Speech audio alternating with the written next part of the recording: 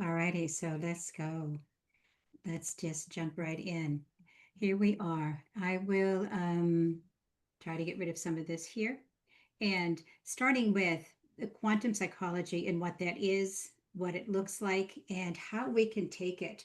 What I want to start sharing with you is that we are really living on three levels simultaneously. And many of us don't think about it. We think about our personality and going with that. But the reality is, we live on three levels of existence. There's the core essence, which is who you truly are, whether it's, you call it your soul, your essence, whatever you want that to be. There is this level. I love this field. There is this core level that defines who you are. My experience is that this journey that we are walking is really about discovering who are you truly versus who are you supposed to be. Who are you?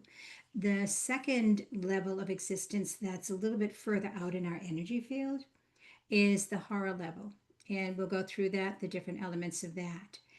Most of us just think about walking through life. We look at our personalities. How do they fit? Do people like us? Do they not like us?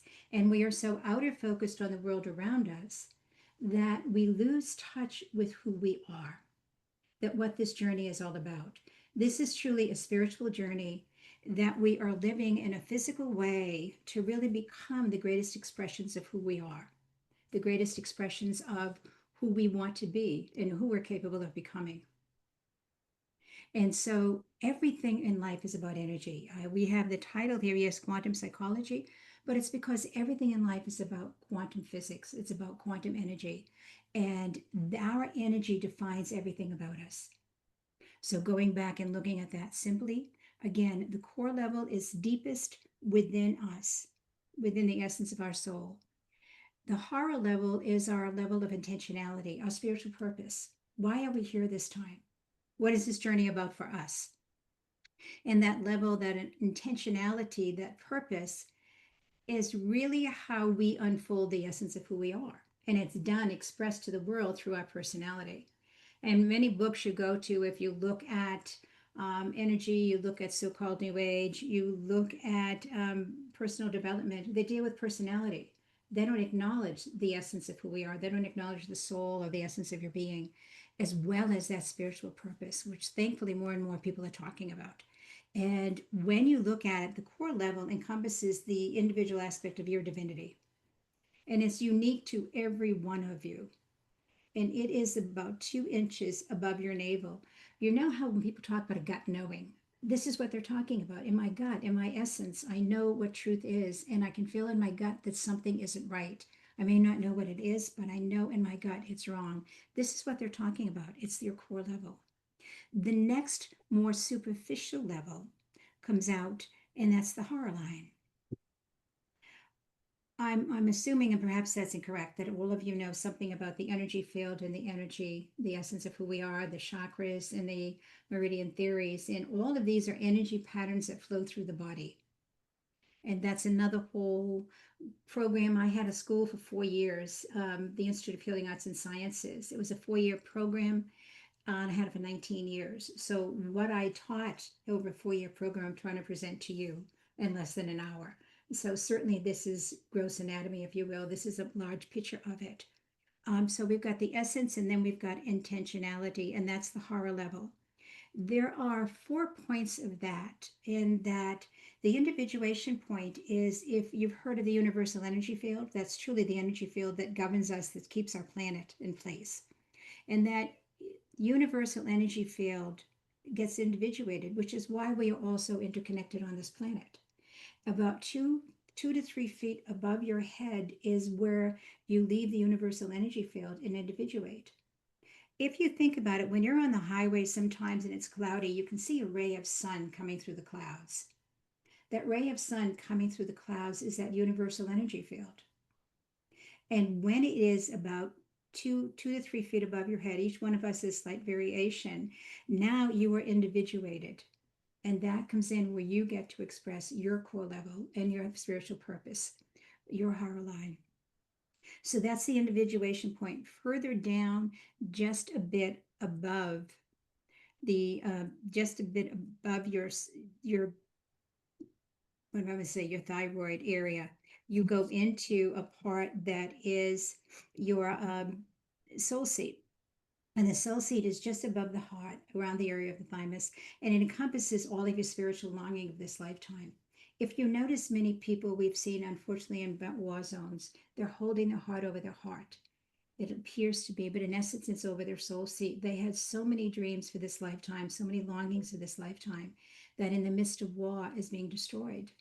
So their soul seat and their heart are so connected. The Tantien is a point about 2 inches below your navel, and that is the seat of wisdom. For those who have read of the Book of Records, the universal knowing, universal knowledge, that exists within the Tantien.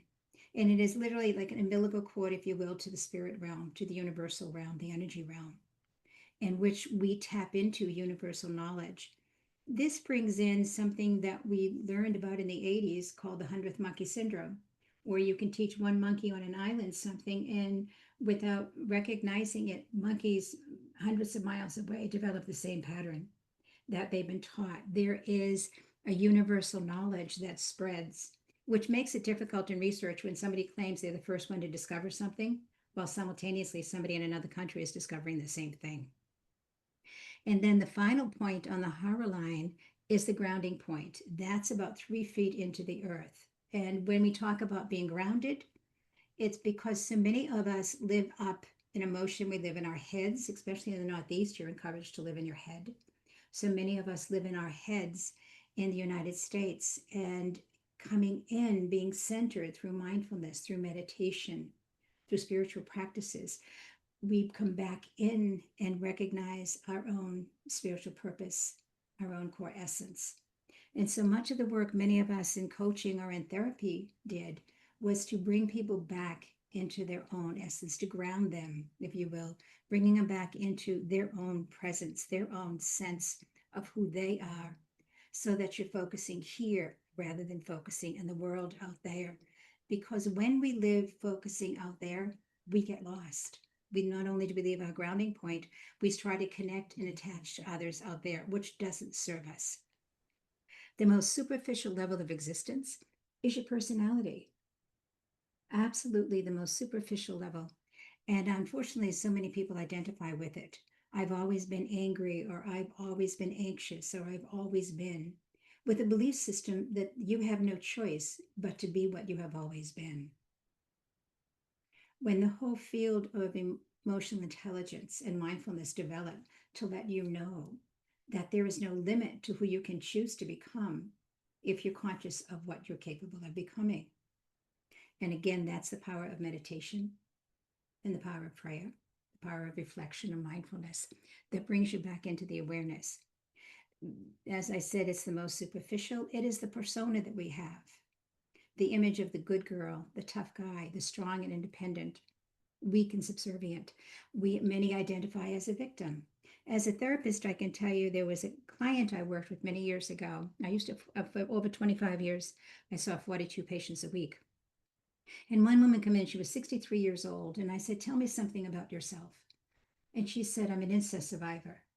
I said, "I'm sorry you went through that, but tell me about you." She says, "You don't get it. I'm an incest survivor." I said, "I honestly do understand. But what else? What else is in your life? What have you done with your life? What have been your dreams? What have you actualized? What have you created?" She's, "You don't get it. I'm an incest survivor." And that will be her identity till the day she goes home. There are so many other situations that take place in our lives if we allow them, or we can stay fixed on one thing, create a persona around it, and never leave that.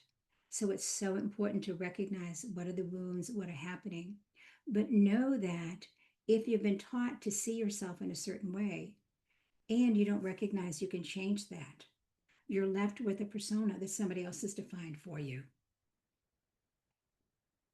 And we do change it. And that does not announce the blame on parents, but parents oftentimes can create that for you. I know in my house, I was always the bad girl, and my younger sister, was the good girl. I'm the one that spent most of my time in detention, and Mary, all the teachers thought was just wonderful. And that goes on, it happens that way. And then we switched. When I left high school, I went in the convent and I became the good girl, and my sister became the bad girl. So when parents need a good child and a bad child, they identify, and we can hold on to that identity unless we choose to leave it. All right. The persona encompasses that core wound, and we can have a core wound that if our belief is I don't belong, and that came about from early childhood for whatever reason, I don't belong, or I'm not good enough, or I will never succeed, whatever that core wound is, it becomes a filter through which we see the world. So that if your belief is I don't belong, and you walk into a group and somebody comes into the room and walks right by you without saying hello, your belief is because you don't belong. When in fact, they may be so focused on something they need to do or say to somebody, they don't notice anything. But your filter is going to translate that into your wound. And so what we end up doing is we have a wound and we keep scratching the scab off. We keep recreating and recreating that wound.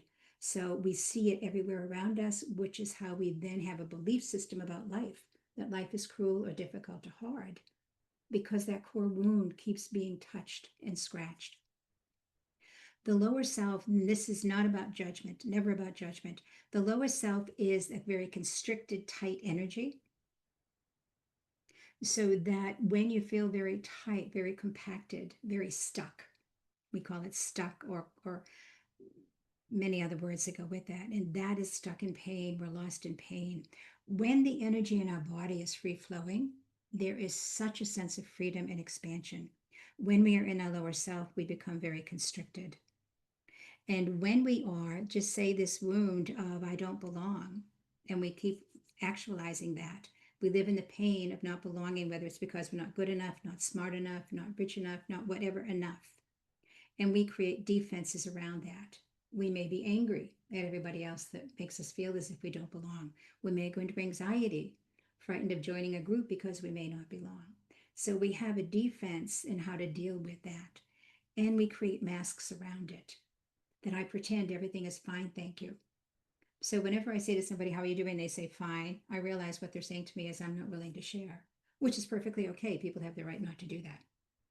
But that's a mask that we can put on. The way we can work through these wounds, the lower self and the defenses, is through focusing on our own personal growth, through the practice of mindfulness or meditation, however you choose to do it. To me, everything in life is energy, as I said earlier. Quantum physics is really about our energy field that starts here in the core essence, and it expands out a little bit further through the heart line. And then the chakras, which are energy centers in the body, expand our energy field out and out.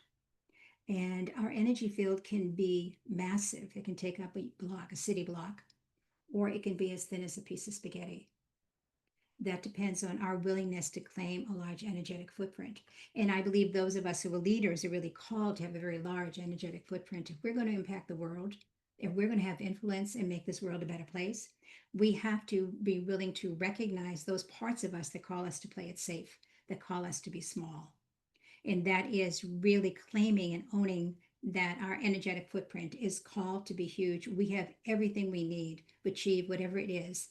I believe the souls come from the soul gives us our dreams. And when you achieve a dream, your soul has called you to the next stage of your development. And notice that every dream you go after, you develop new strengths, you develop new skills, you develop a new sense of self.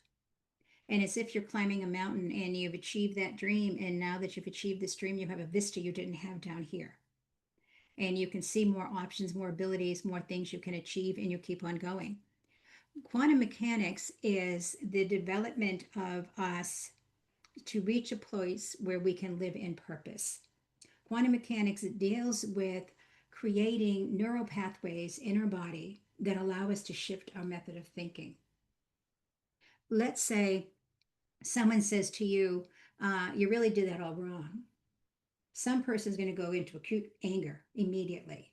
How dare you judge me? How dare you tell me I'm not good enough? And they go straight into anger. And in doing so, what happens is they go straight into anger. The adrenal system kicks in because the adrenal system is about fight or flight. So whether you fight or run away, even if you stay physically here, you leave your body and become ungrounded. What ends up happening is that it's like your house is here, there's a shed in the back. and you keep going back to that shed all the time, you keep getting angry all the time, you eliminate grass. You have a pathway that goes straight out to the shed. There's an automatic, and it just goes like this. People say, I can't control it. Actually, we can. Somebody says you did it all wrong. You go right into anger. You can develop a new belief system because once it goes and the adrenals kick up, then the gallbladder is impacted and gallbladder disease takes place. And when gallbladder disease takes place, now the immune system has to kick off. So that immediate response becomes absolutely destructive. We can create neural pathways. We can change our way of thinking. Maybe when people say those things to me, it's because they're having a bad day. And if they say it to me because they're having a bad day, I can go into empathy rather than rage when they say that to me. And if I go into empathy because I've changed my belief systems, it's not about my inadequacy, it's about their being in that place. We now have neuroplasticity, which allows us to create neural pathways that say, I am now going to believe when somebody says something to me that they're having a bad day. This isn't about me. They're projecting onto me whatever's going on in them. I'm creating a new neural pathway that takes me to empathy. There's no impact on my adrenals, no impact on my gallbladder, and no impact on my immune system, other than the fact that I feel so much better about my own personal growth, that my energy flows more freely, and I'm moving into a healthier state, emotionally, spiritually, and physically, rather than a compressed state into my lower self. It sounds complicated, but it's truly very simple. I have created a leadership self assessment tool based on my experiences of working with leaders for the past 30 plus years. I have found 5 different personality styles. And very quickly, in September, I'm starting a 6 week program on this. We do it in 90 minutes once a week for 6 weeks and going into much more detail. But a quick overview of this for you is the first is the thought leader. The thought leader is that person that is highly creative, highly spiritual, highly creative. They are artists, they're dancers, singers, are artistic people. And what ends up happening is in their creativity, by having that in your personality or by having somebody like that in your company, you can create a product and they can come up with 6 different ways to utilize it. They can come up with so many different ideas to support you and developing. When they are in their higher self, when they're in a lighter vibration and everything is flowing, they are very insightful. They think out of the box. They're very creative and brilliant. It's where our psychics are. It's where idealistic people are. They're very spiritual. The gurus. This is one of their greatest strengths in leadership. However, when they are in defense, they live in existential anxiety. They become very unfocused and scattered. Every one of us has put our keys down someplace and forgot where we put them. But some people live that way. For some of us, it's unusual, and we figure this doesn't work for me. I'm going to develop a pattern. I'm always going to put my keys here when I walk in the door, so I'll always know where they are. They don't think about that. They're not present. And they tend to be very disorganized when they're in fear, and they can be hypervigilant because they don't trust anybody or anything. You don't truly love me. It's conditional. You don't truly want me in this group. It's until I say something you don't like. Right? And so there's an acute anxiety there. All of these hold stress differently, the 5 that we're going through, because this person here, when they are ungrounded, and that's really only when disease takes place. Disease does not take place when everything in our energy is flowing beautifully. It's noticed when we are highly stressed. And what I've heard over the years is that, oh, but I have a family legacy of diabetes or a family legacy of high cholesterol or a family legacy of whatever the case may be. You do, but that doesn't mean that that predisposition needs to be actualized. If we have 2 parents that are diabetic and they have 5 children, 3 of those 5 children may have diabetes. 2 of them won't. If you go into the home of the 3 with diabetes, they eat like the parents, they have a lifestyle like the parents, they even decorate like the parents, politically they're like the parents. Go into the 2 that don't have diabetes and you'll see that they've created an entirely new lifestyle for themselves. And they never actualized a theoretical predisposition.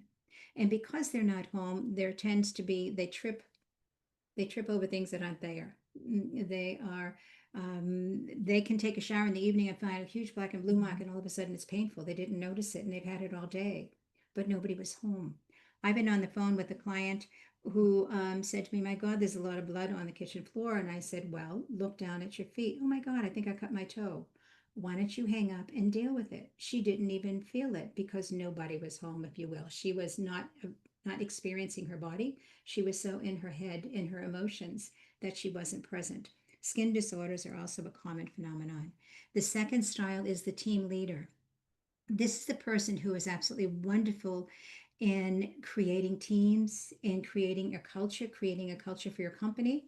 And you want somebody to really embody that culture and train everybody who works for you in the culture that you define for your company, which one says as a leader, you need to define the culture you want in your business. But this team leader brings it all together. They know how. They are so compassionate and aware of other people's needs. They become the community builder in your organization. They're the ones in the neighborhood that bring food to somebody who's seriously ill. They're the ones that bring birthday cakes to somebody in the office. They are very community focused, and they are a great motivator. They really want to support others enormously. They develop a solid team. They recognize everybody's strengths and weaknesses without judgment and help everybody reinforce each other so the team works solidly as one united whole. There is not a weak link. And their spiritual belief is that we are all in this together. There's so much more to this that I have, how each one does relationships and so many other factors, but that will come in when I have much more time for those who choose to take the 6 week program. The lower self, when they are in fear, they are extremely needy. There are people you can be with them 10 minutes and they've sucked you dry. And we all know people like that they are very, very needy. And they hold on too long when you know a relationship should end, but they're frightened of leaving it. So they hold on way past when they know this should be over. And in that compressed, tightened energy, they have no recognition of their own needs. You can say to somebody, "What would you like to do tonight?" "I have no idea." "Do you like such and so?" "I don't know. I've never thought about it." They haven't identified with their own needs. And simultaneously, nothing is ever enough. I had a client who had asked for years for a blue BMW, and for her 40th, her husband went out and bought her a blue BMW. And rather than receive it, know that that need was met, it was the wrong shade of blue. So she didn't appreciate it at all. She wanted him to take it back because it wasn't the right shade of blue. They can't be filled when they're in that lower self. And so there's a belief that they are all alone because they do get abandoned frequently if they live here in the lower self and they don't visit it. We all visit these, but if you live there, frequently they are left all alone because they wear people out and they move on. Because there's not a lot of action and self-care, they have very low immune function. Diabetes is an issue, as is addictions. When there's never enough, think about this, whether it's alcohol, whether it's sex, whether it's drugs, whether it's food. This is anorexia as well as bulimia. Bulimia is I have lots and lots of needs, but once I feel them, I feel extremely guilty and I get rid of it. And anorexia, I have no right to have a need. So these are the addictions that take place. The supportive leader is that person who never wants to be a CEO, never wants to be the COO. They want to be the person behind the CEO or the COO. It is not lack of ambition. It's what feeds them is supporting other people. Their ability for unconditional love is massive. Their ability to support you succeeding is what feeds them, even more than them. Their success is allowing others to succeed. Their success is allowing others to rise to the top. When their energy is flowing beautifully and it is healthy, they are taking care of themselves, whether it's through healthy eating and working out, um, looking at the belief systems that impede them. When they are in that place, they are extremely loyal. They will have your back no matter what. And they are very hard workers. If you're at the end of a project and you've got to be up to 3 or 4 in the morning, they will stay up with you to 3 or 4 in the morning without an ounce of complaint. Whatever you need, they're there to support you. They also have a wonderful sense of humor. Because they are so unconditionally loving, they have a wonderful sense of humor. They just love unconditionally. And they're there. When they are in their lower self, when they are in fear and their energy is constricted, they can be very passive aggressive. I didn't mean anything by it. I just told you that dress doesn't look anywhere near as all the other clothes you have. All right, well, that just hurt. Well, I didn't mean to hurt you. It just is an ugly dress. You don't look good at all. And it's like, whoa, whoa. The passive aggressiveness shows up. They walk in the illusion of martyrdom and victimization. And their belief system, you will only know I'm loved by the amount of ways in which I suffer to serve you. So that if they do something for you, they will let you know. I have a story I tell often very quickly. When my kids are very little, they did what most little kids do. They don't give you the papers from school until the last moment. And both of my kids gave me a paper, said, Mom, I need $500 to go to this camp. And my mom happened to be visiting. I said, honey, I don't have $1,000 in my cash in my wallet here. I asked my mom if I could borrow $1,000 and I pay her back. And later on the day when I went to the bank, and she said to me, "That's okay. I'll give it to you, honey. I can cancel my vacation." I said, "Mom, I'm going to give it back to you later today." She said, "Nice. When's your vacation?" She goes, "In November." I said, "Mom, this is May. I'll give it back to you today." It's okay. Oh my goodness, something happened. All right, there we go. Um, Whatever that was. There we go. Alrighty. So they can get lost and overwhelmed as well. All right. So if you get to overwhelm, take a look at that. What is that all about for you? Because the adult woman doesn't do overwhelmed. Children may, but if you perpetuate it, it's because you haven't learned how to deal with overwhelm and prevent it. This tends to have liver problems, breast cancer, and chronic fatigue. Breast cancer is very different. Right breast cancer is very different from left breast cancer. Okay, very different causes of that on a psychospiritual level. Alrighty, then there's only two more to go. The visionary leader, those are the folks that we tend to think of as the leader. They have that presence that says, I am in charge. I'm the one that I'm doing what needs to get done and I'm making it all happen. And there they are.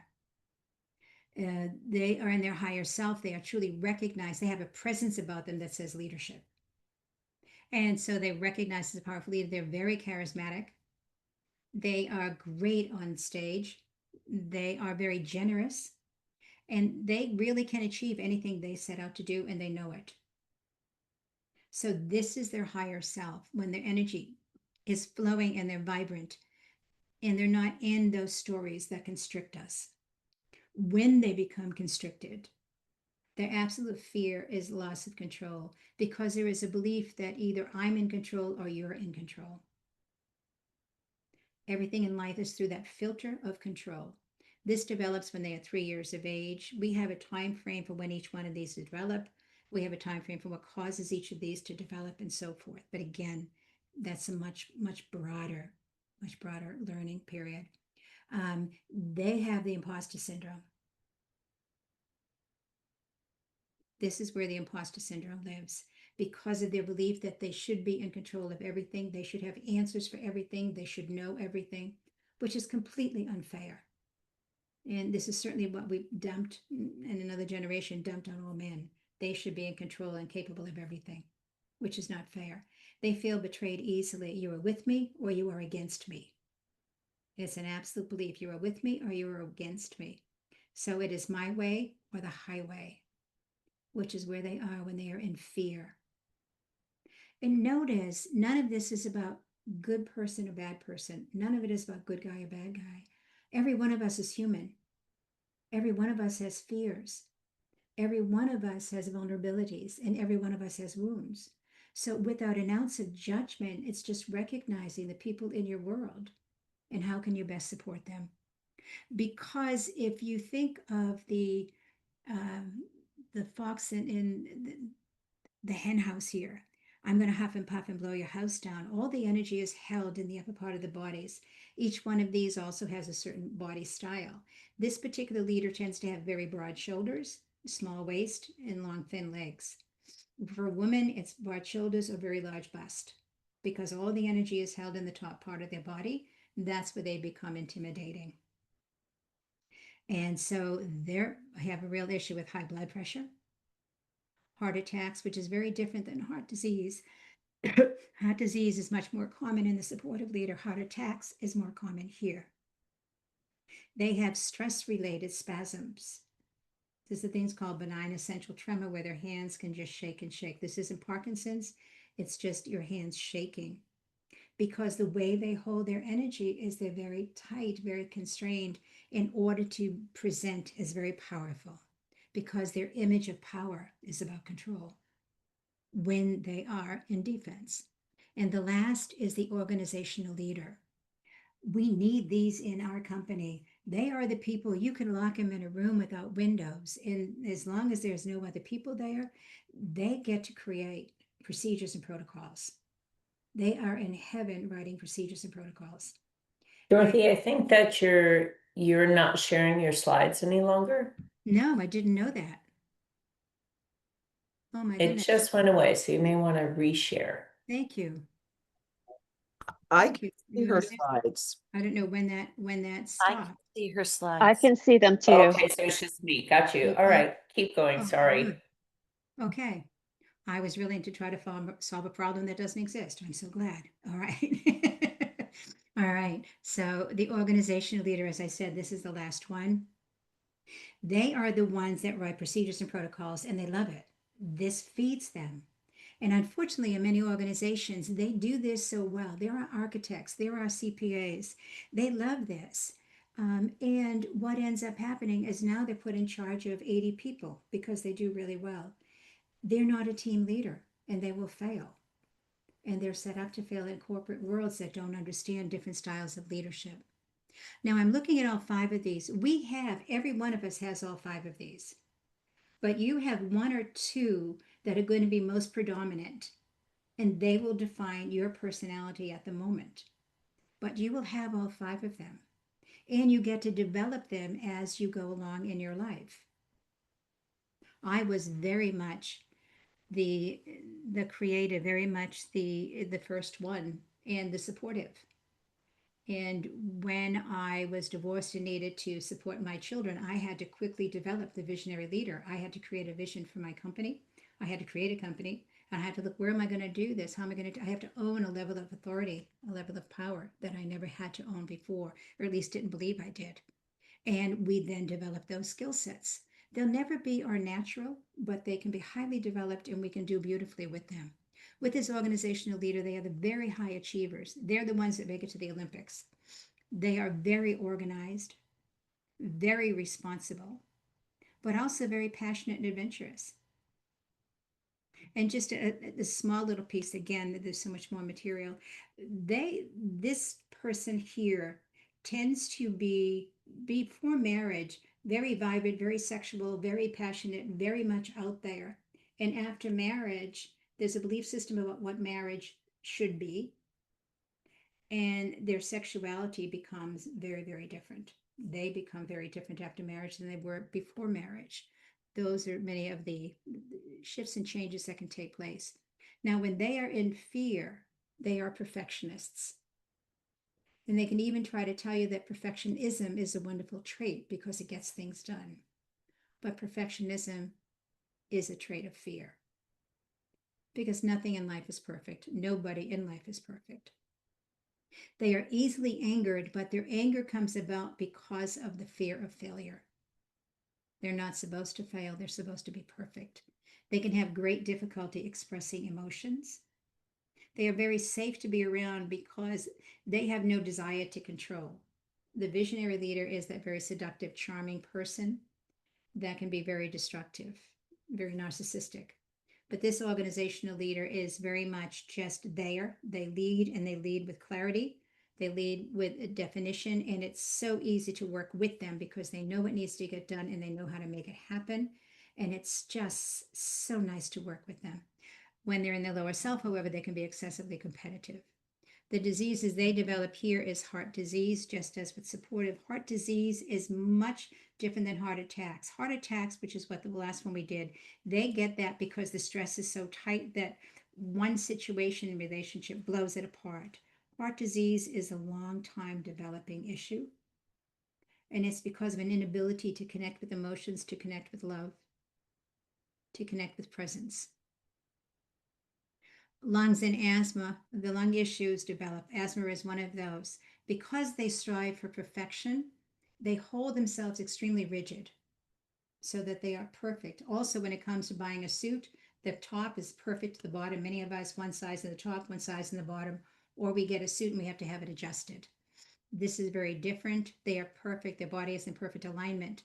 But what happens is that because they need to be perfect, they don't truly have permission to come alive when they're in fear. And so, therefore, you can watch them breathing and their lungs don't move. They don't bring in much energy. They don't bring in much passion when they're in defense.